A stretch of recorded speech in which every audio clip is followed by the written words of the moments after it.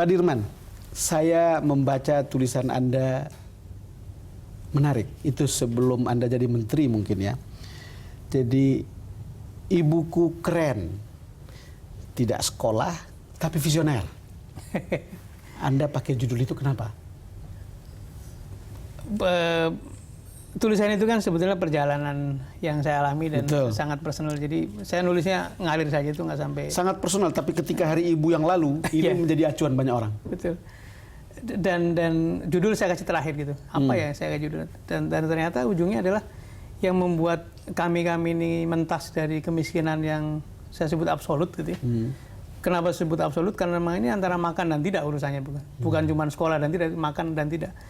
Yang membuat kami mentas adalah karena pendidikan. Dan seorang ibu yang tidak sekolah. Sekolahnya sampai kelas 4, sekolah rakyat. Jadi nggak tamat SD. Kemudian di awal pesannya itu mengatakan, kalian mesti sekolah. Iya. Dan sekolah itu ternyata membawa kita ke dunia yang lain kan. Yang membuat orang kampung seperti saya bisa duduk sama Pak Don seperti ini itu kan karena pendidikan. Gitu. Sama-sama kampung gitu Pak. Sama-sama susah juga. Jadi barangkali kalau bahasa sekarang makanya saya Iya. Ini saya baca ya. Saya sebetulnya ingin sekali membaca bahasa Jawanya, tapi saya takut salah aja. Apapun yang terjadi, kalian semua mesti sekolah. Meskipun ibumu amat miskin, tapi jangan sampai hidup kalian sengsara seperti kuli-kuli panggul itu. Pasti suasananya Anda yang tahu. Betul, pada waktu itu. Betul. Persis, jadi musim hujan. Dan musim hujan itu kira-kira selesai panen berambang. Kemudian banyak sekali kuli di sekitar. Berambang itu bawang merah. Bawang merah. Jadi dipanggul dan kebetulan punggungnya itu kan nggak pakai baju, jadi kelihatan melepuh begitu ya, melepuh penuh dengan keringat dan ya kurus-kurus gitulah. Dan almarhum ibu mengatakan, saya nggak ingin kalian seperti mereka itu. Itu pekerjaan halal, tapi kalau bisa anak saya jangan ada yang begitulah, kasihan sekali gitu. Jadi kemudian yang didorong adalah bagaimana caranya ya sekolah. Dan saya kira ibu membuktikan bahwa seberapa sulit pun hidup, yang diprioritaskan adalah bagaimana membiayai anak-anak sekolah itu. Apa artinya nasihat itu sekarang untuk Anda sekarang?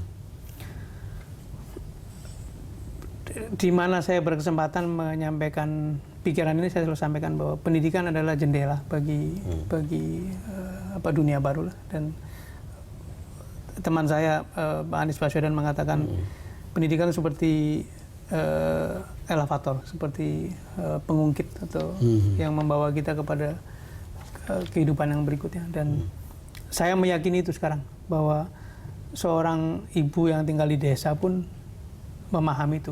Nah, apalagi kita yang sudah merasakan betul apa artinya pendidikan, apa artinya pengetahuan gitu. Ketika ibu bicara begitu, apakah Anda punya cita-cita mau menjadi menteri seperti sekarang?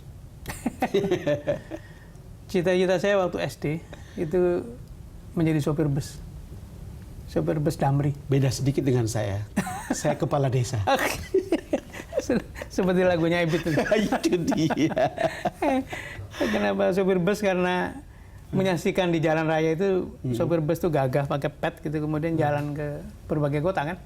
Itu saja, jadi nggak jauh dari kepengin jalan-jalan aja. Gitu. Kami baru-baru ini ada acara Natalan, pendetanya tanya, siapa yang sekarang jabatannya atau pekerjaannya seperti yang pernah dicita-citakan waktu kecil? Tidak ada satupun yang angkat tangan. Jadi Anda sampai di sini saat ini adalah keyakinan Anda apa? Tentu takdir Tuhan gitu ya. Terus tapi juga katanya nasib itu kan fungsi dari momentum sama kesiapan gitu. Pak Dirman, terima kasih sudah datang ke DBS. Terima kasih banyak. Pemirsa, demikian perbincangan saya dengan Bapak Sudirman Said, Menteri SDM, sekaligus menjadi DBS to the point di akhir tahun 2015 ini. Kepada Anda semua, selamat menyongsong tahun baru 2016. Dan terima kasih karena Anda sudah bersama kami. Sampai jumpa lagi dalam DBS episode berikutnya di tahun yang baru.